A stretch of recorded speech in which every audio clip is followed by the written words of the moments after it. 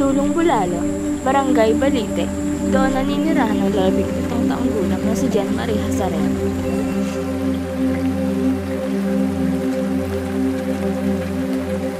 Sa 5 pa lang ng umaga ay bumabangon na si Jan upang magawa na agad ang kanyang mga gawaing bahay.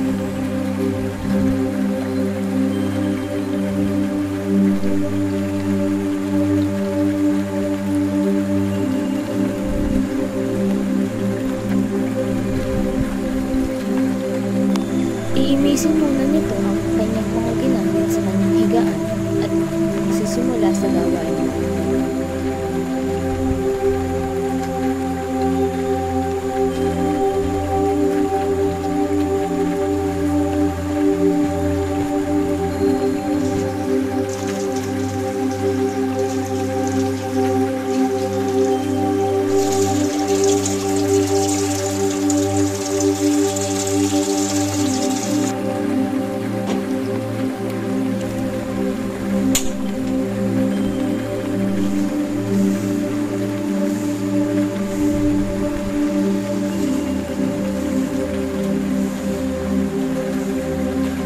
Bago naman mag-alas 6 ay naliligo na agad ito upang maagang makapasok tungo sa kanilang paaralan.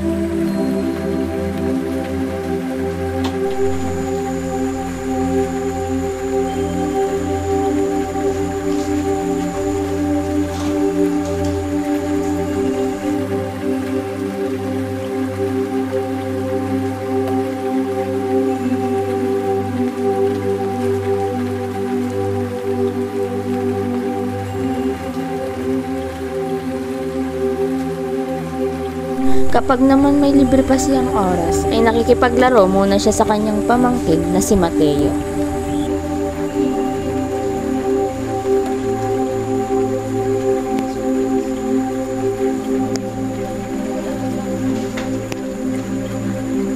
Sa bandang 6:30 ng umaga, ay umaalis na siya sa kanyang tahanan upang makapaglakad at makapag-intay ng masasakyan tungo sa kanilang paaralan.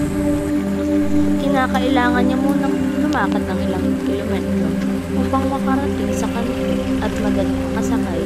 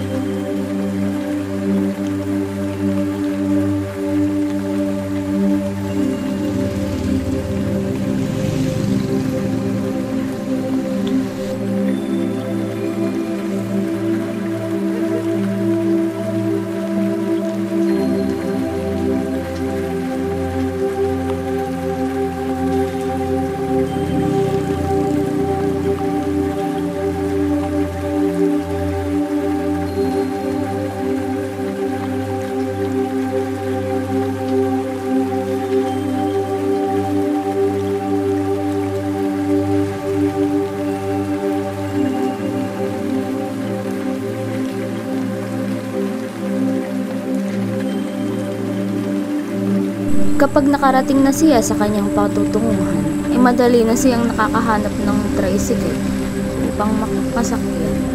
Babiyahe din ito ng ilang kilometro upang makarating sa Barangay Mahal na Pangalan, kung saan ang lokasyon ng kanilang paaralan.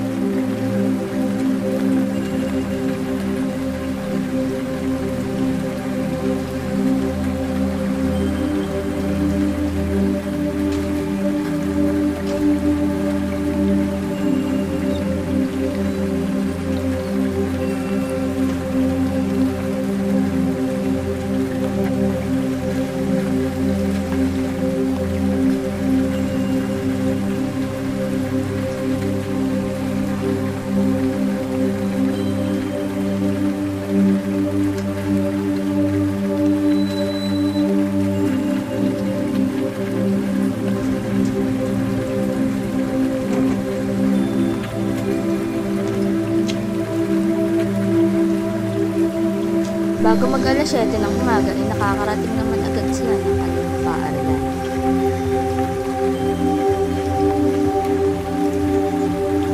Si Jan Marie ay kasalukuyang nag-aaral bilang grade 12 student ng Sariaco E. Agnes Memorial National High School.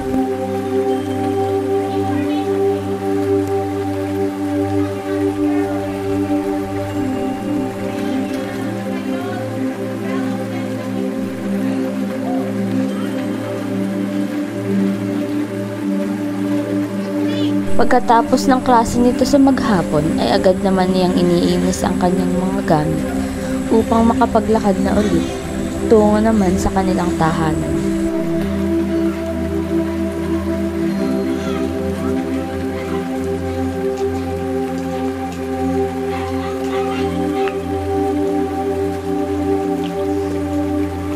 Pagkarating niya sa kanto ng Balite, ay dadaanan nila ang kanyang pinsan na nag-iintay sa kanya upang may kasabay patungo naman sa kanilang tahanan. Mula sa kanto ay maglalakad din sila ng ilang kilometro tungo sa kanilang tahanan sa dulong Bulacan.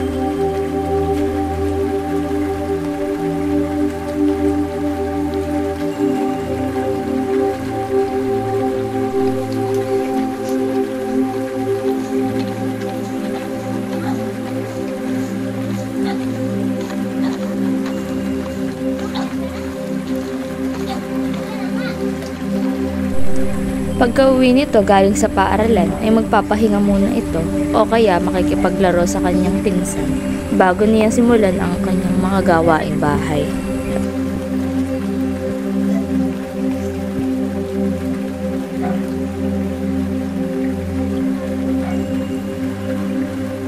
Pagkatapos nito ay titignan niya muna kung mayroon silang takdang aralin upang hindi niya ito makalimutan kinabukasan.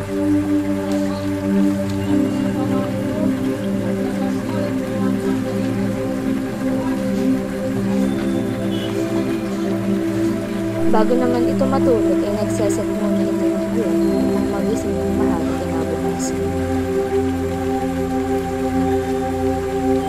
Ang alas 8 ng gabi ay nagsisimula na rin siyang matulog.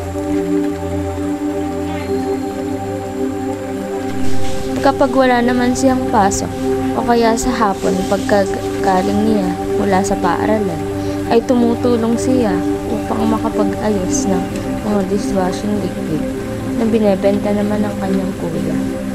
Dahil binibigyan din siya ng kahati rito upang may maibaon siya sa pang-araw-araw. Malayo man ang paaralan sa kanilang tahanan ay hindi ito naging hadlang kay Jen upang makapag-aral at makapagsikap.